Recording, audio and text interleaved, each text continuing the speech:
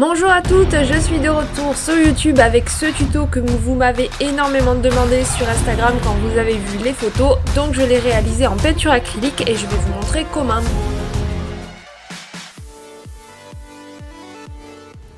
Donc j'ai utilisé ces deux pinceaux, un pinceau de détail et un pinceau numéro 2. Il faut qu'il soit assez large, c'est très important pour cette technique. Donc je prends de la peinture acrylique, je vais tremper mon pinceau dans la peinture la plus claire, donc je le remplis bien, je l'écrase sur la palette de façon à prendre un tout petit peu de noir sur le côté, du noir ou une autre couleur. Si vous avez peur de rater, ça serait peut-être plus judicieux de ne pas utiliser de noir parce que ça fait vite du carnage. Et ensuite sur l'ongle, donc je vais venir écraser le pinceau et ensuite petit à petit le vriller pour pouvoir l'affiner, pour pouvoir affiner le trait. Donc c'est ça qui est très difficile à faire en fait, c'est qu'au début, bon ça va, il faut appuyer fort, mais après il faut le vriller si vous voulez faire le mouvement en une fois. Sinon, si vous n'y arrivez pas, vous faites d'abord la partie épaisse en appuyant avec le pinceau.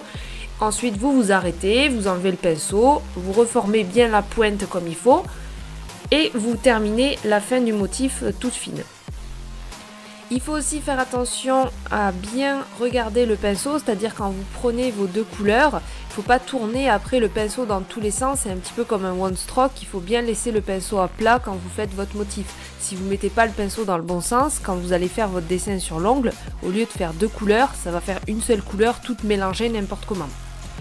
Ensuite j'ai pris le pinceau de détail et là je travaille à la peinture diluée pour faire des traits fins et je vais venir affiner toutes mes fins de lignes en fait pour vraiment que ça fasse plus propre et j'ajoute ensuite plein de petites gouttes. Alors pareil, le petit pinceau vous pouvez aussi le tremper dans deux couleurs mais là je le trempe pas avec précision, je mets un peu la peinture n'importe comment et puis ça donne ce que ça donne quand je fais le dessin.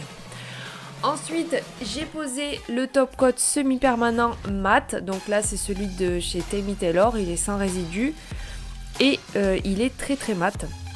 Donc avant, j'utilisais celui de chez Indigo qui est très très bien. Mais j'ai été un petit peu déçue parce qu'il fait beaucoup de morceaux à l'intérieur en fait. Alors même qu'il était neuf, pourtant j'en prends soin. Je mets pas à la lumière et tout ça. Bref, il a fait des morceaux. Donc je teste celui de Tammy Taylor pour voir si ça fait pareil ou pas. Sinon, je tirerai la conclusion que tous les top coat mat font des morceaux. Bref, une fois que j'ai mis mon top coat mat, j'ajoute ensuite le gel paint doré sans résidus. Pas besoin donc de mettre de la finition après par-dessus. Et pour faire des petites lignes paillettes.